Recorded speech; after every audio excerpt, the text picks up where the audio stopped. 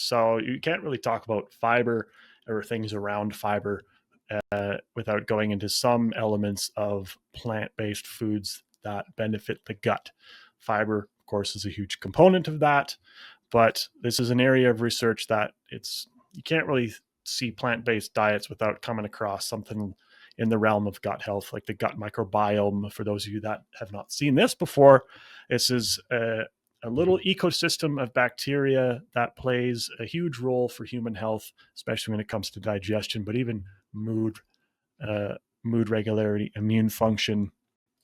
So what aspects, Mel, or Roshni, either of you who want to contribute to this one, what aspects of plant-based diets would you highlight specifically for gut health?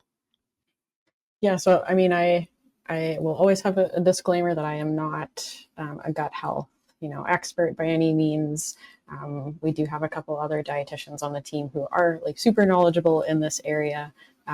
Plug for Laura V and Kelsey as well. Those are our two, most knowledgeable folks.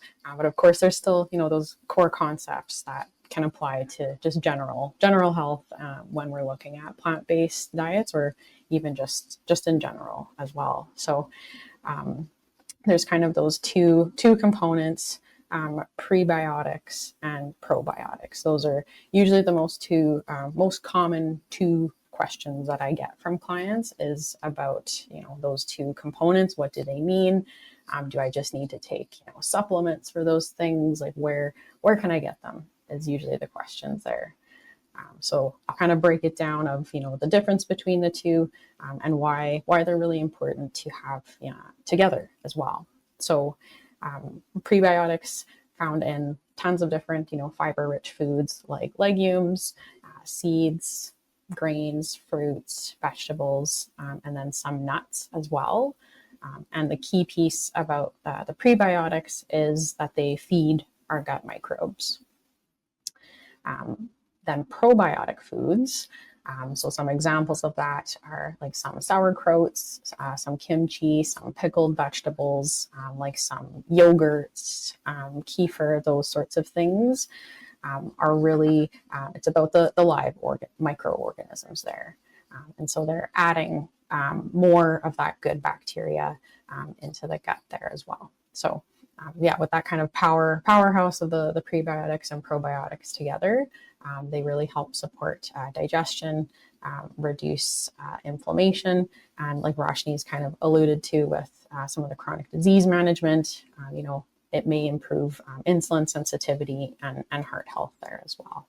Yeah, I think you summarized that really well, Mel. So just kind of, as you mentioned, pairing those two together, having a combination, like even setting a goal such as like one prebiotic food and one probiotic food a day can be a great way where you get that nice balance of those prebiotics that are feeding those bacteria and the probiotics that are adding to that gut microbe population. And so over time, like I always say, like this is one of those things that takes a little bit of time. So for our listeners, don't be discouraged. If you've just started with prebiotics, probiotics, it'll take a little bit of time because we are literally changing the amount and the types of gut bacteria. And so we want to give it a little bit of time to kind of evolve.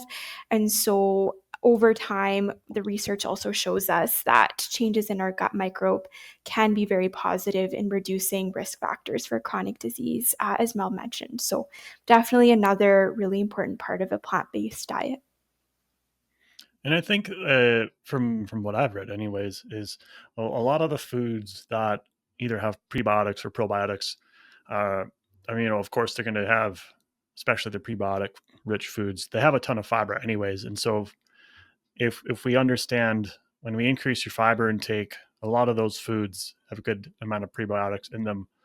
And if we're changing the makeup of your gut bacteria, your microbiome, that's some of why you have to get used to it. Your bacterial makeup is shifting in your gut. And if that happens really rapidly, that's some of where the symptoms can come from when you're changing your fiber intake quite sharply.